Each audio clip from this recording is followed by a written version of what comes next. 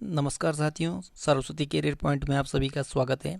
Daily current affairs हमारा daily series.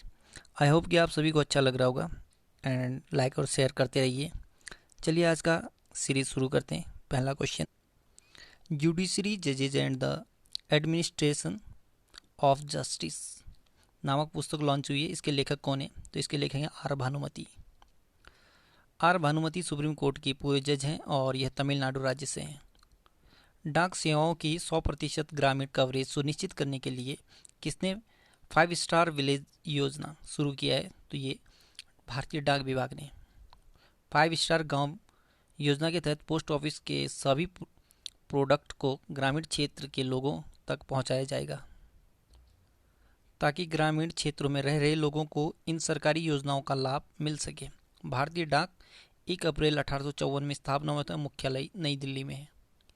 Moody's ने वित्तीय वर्ष 2020-21 के में भारतीय की जीडीपी कितने प्रतिशत तक सिकुड़ने का अनुमान लगाया? तो 11.5%। जीडीपी ग्रॉस डोमेस्टिक प्रोडक्ट सकल घरेलू उत्पाद किसी निश्चित चालू वर्ष में किसी राष्ट्र द्वारा उत्पादित समस्त वस्तुओं व सेवाओं के कुल मूल्यों को सकल घरेलू उत्पाद कहते हैं। मूडीज मूडीज कॉरपोरेशन अमेरिका की एक कंपनी है जो बिजनेस और आर्थिक मामलों से जुड़ी हुई है। स्थापना 1909 में हुई थी। मुख्यालय न्यूयॉर्क अमेरिका में। संस्थापक है जॉन मूडी। सीईओ है रेमंड डब्ल्यू मैकडैनियल। किसे गुरु केलुचरण महापात्रा पुरस्कार 2020 से सम्मानित किया गया है? तो ये राजगोपाल मिश्रा को गुरु केलुचरण महापात्रा पुरस्कार कला के क्षेत्र में योगदान के लिए दिया जाता है। नेस्कम फ्यूचर स्किल के सहयोग से किस कंपनी ने भारत में छात्रों को एआई कुशलता प्रदान करने की पहल शुरू की है? तो ये माइक्रोसॉफ्ट ने। माइक्रोसॉफ्ट की स्थापना 4 अप्रैल 1975 को हुई थी। मुख्यालय वाशिंगटन, संयुक्त राज्य अमेरिका में। सीईओ हैं सत्य नडेला। संस्थापक है बिल गेट्स और पॉल एलन। किसने ई फाइलिंग उपभोक्ता शिकायत प्रणाली शुरू की है? तो ये नई दिल्ली ने। इस सिस्टम के जरिए अब दिल्ली के लोग घर बैठे ही अपनी शिकायत कर सकेंगे। कोविड-19 महामारी के दौरान दिल्ली के लोगों की मदद के लिए ई फाइलिंग उपभोक्ता शिकायत प्रणाली शुरू की गई है। नई दिल्ली। मुख्यमंत्री अरविंद केजरीवाल। उपराज्यपाल अनिल बैजल। दिल्ली की पहली महिला शासिका थी रजिया सुल्तान। किस देश के द्वारा ओमान सागर में जोलफ्रॉग 99 नाम का एक नौसैनिक अभ्यास शुरू किया है? तो ये ईरान ने। ठीक, ईरान एशिया महाद्वीप में स्थित है। राजधानी तेहरान। करेंसी है तोमान या रियाल। राष्ट्रपति है हसन रूहानी। कौन सा भारतीय शहर एशिया के सबसे बड़े एयर शो एरो इंडिया 21 की मेजबानी करेगा? तो ये बेंगलुरु करेगा। यह एरो इंडिया 21 का 13वां संस्करण है और यह 3 फरवरी से 7 फरवरी 2021 तक आयोजित किया जाएगा। बेंगलुरु कर्नाटक की राजधानी है। सुप्रीम कोर्ट ने किस राज्य में सरकारी नौकरियों और शैक्षणिक संस्थानों में मराठा समुदाय के आरक्षण पर रोक लगा दी है? तो ये महाराष्ट्र ने। ठीक, महाराष्ट्र की राजधानी मुंबई है। मुख्यमंत्री उद्धव ठाकरे शिवसेना पार्टी से हैं। गवर्नर भगत सिंह कोश्यारी है। मुख्य न्यायाधीश दीपांकर दत्ता। राजकीय पशु गिलहरी। राजकीय पक्षी कबूतर। राजकीय वृक्ष आम। 6 पड़ोसी राज्य गोवा, कर्नाटक, तेलंगाना, छत्तीसगढ़, मध्य प्रदेश और गुजरात। लोकसभा के 48, राज्यसभा के 19 और विधानसभा के 288 सीटें।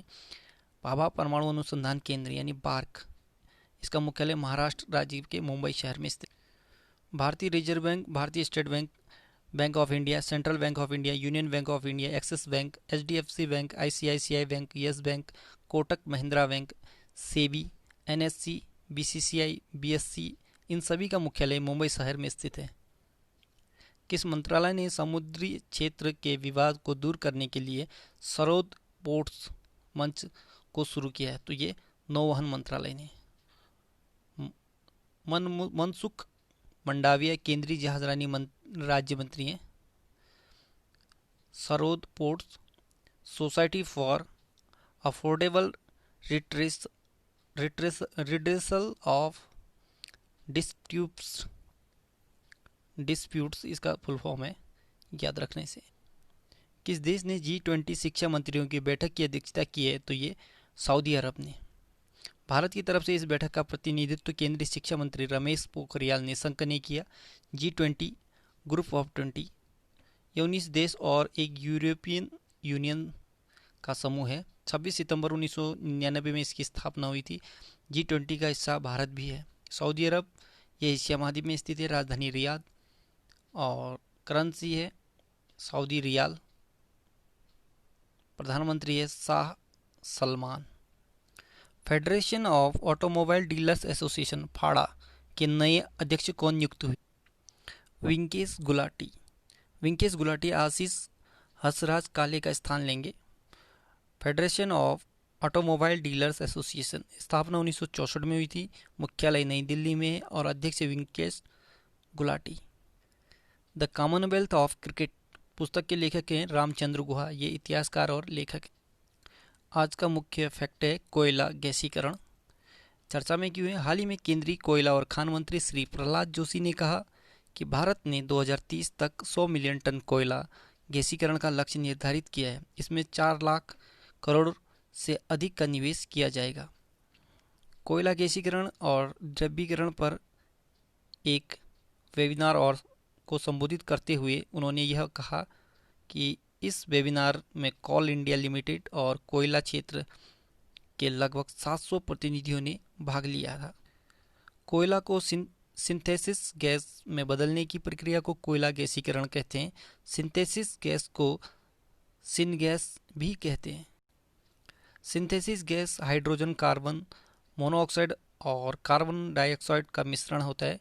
सिंथेसिस सिनगैस के प्रयोग विद्युत के उत्पादन में, रासायनिक उत्पादों के निर्माण में जैसे उर्वरक आदि में प्रयोग होता है। कोयला गैसीकरण के लाभ स्थानीय प्रदूषण की समस्या को कम करने में अहम भूमिका, आर्थिक और ऊर्जा सुरक्षा के लिहाज से महत्वपूर्ण है। कोयला गैसीकरण की खामियां: पारंपरिक कोल प्लांट की अपेक्षा कोल गैसिफिकेशन में ज़्यादा कार्बन डाइऑक्साइड निकलती है। इसमें ज़्यादा मात्रा में पानी का उपयोग किया जाता है। सरकार द्वारा गैसीकरण के लिए इस्तेमाल होने वाले कोयले की राजस्व हिस्सेदारी में 20% की रियायत दी जा रही है। सतह सरफेस कोयला गैसीकरण के विकास के संबंध में नीति आयोग के सदस्य डॉक्टर V.K. सारस्वत की अध्यक्षता में एक संचालन समिति का गठन किया गया है।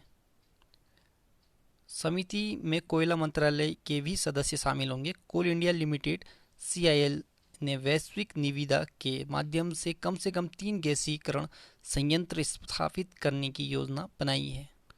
CIL ने थिंक टैंक सिंथेटिक प्राकृतिक गैस की मार्केटिंग के लिए गेल के साथ समझौता ज्ञापन पर हस्ताक्षर किए हैं। तो साथियों, आज का करंट अफेयर यहीं पर समाप्त होता है। और जाते जाते आपको एक बता दूं, फिनलैंड की प्रधानमंत्री सना मरीन है, जो 34 वर्ष की आयु में सबसे कम उम्र की प्रधानमंत्री बनने वाली महिला हैं। ठीक, सो गुड लक। लाइक और शेयर जरूर करना। अगली सीरीज के साथ फिर हाजिर होऊंगा। तब तक के लिए धन्यवाद।